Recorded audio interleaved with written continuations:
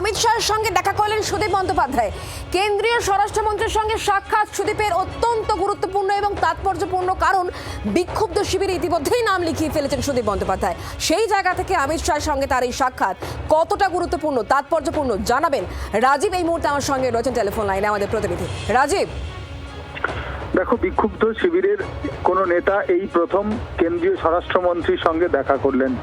বিক্ষুব্ধ শিবিরে নাম লেখানোর পর, অর্থাৎ ভূপেন্দ্র যাদবের বাড়িতে গিয়ে বৈঠক করার পর বিক্ষুব্ধ শিবিরের এই প্রথম কোন নেতা সুদীপ বন্দ্যোপাধ্যায় আজকে কেন্দ্রীয় স্বরাষ্ট্রমন্ত্রী অমিত শাহের সঙ্গে দেখা করেছেন, এমনটাই আমরা সূত্র মারফত খবর পাচ্ছি।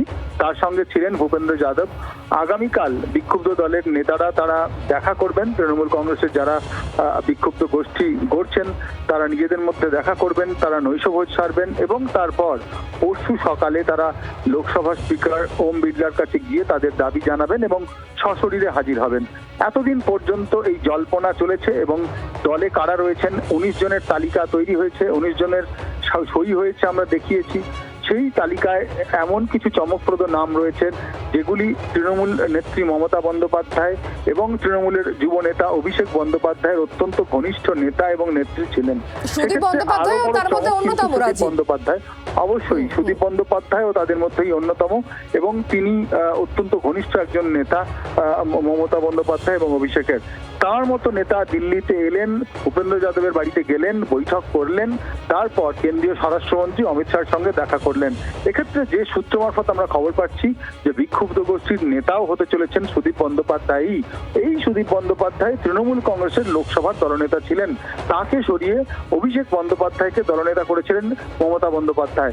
আর তারপরেই সুদীপ বন্দ্যোপাধ্যায়ের নেতৃত্বে সেই দল আবার ভাঙছে এবং সেখানে যেটা দেখা যাচ্ছে যে সুদীপ বন্দ্যোপাধ্যায় তিনি নেতা হচ্ছেন, তৃণমূল কংগ্রেসের মুখ্য সচেতক কাকলি ঘোষ দস্তিদার থাকছেন এবং উপনেতা অর্থাৎ ডেপুটি লিডার শতাব্দী রায়ও কিন্তু ইতিমধ্যেই বিক্ষুব্ধ শিবিরে নাম লিখিয়েছেন।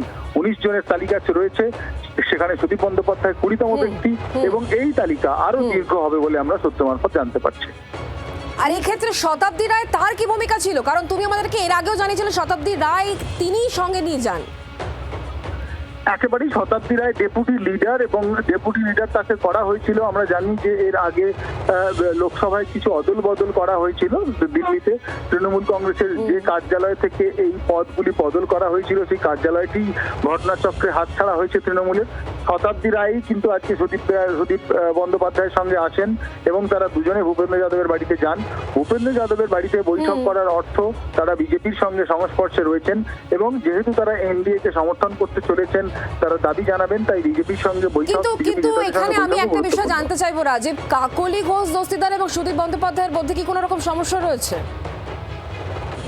দেখো, এখানে কাকলি ঘোষ দস্তিদারের সঙ্গে সুদীপ বন্দ্যোপাধ্যায়ের ব্যক্তিগত কোনো সম্পর্কের কোনো অবনতি নেই বা কোনো খারাপ সম্পর্ক নেই, কিন্তু এখানে গুরুত্বপূর্ণ বিষয় হলো এমন কিছু সাংসদ রয়েছেন, কয়েকটি নাম বলা যেতে পারে যে সাংসদরা কাকলি ঘোষ দস্তিদারের নেতৃত্ব নিয়ে প্রশ্ন তুলছিলেন। অর্থাৎ তারা বিক্ষুব্ধ শিবিরে যাবেন, তারা মমতা বন্দ্যোপাধ্যায় এবং অভিষেক বন্দ্যোপাধ্যায়ের উপরে তারা রুষ্ট, কিন্তু কাকলি ঘোষ দস্তিদার তিনি নেতৃত্ব দেবেন এটা তারা মানতে পারছিলেন না। এর কারণ কাকলি ঘোষ যাদের কথা বলছো যারা সেই তারা কারা?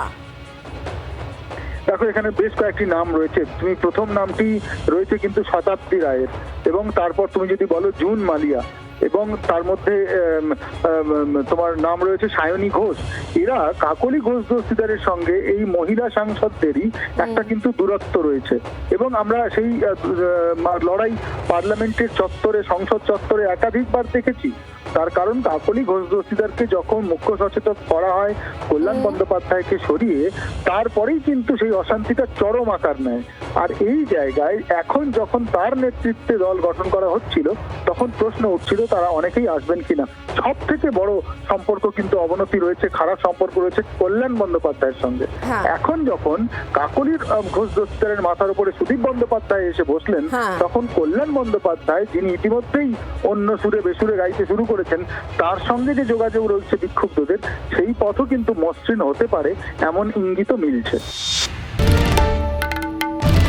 বাংলার আওয়াজ, বাঙালির আবেগ, জি 24 ঘন্টা।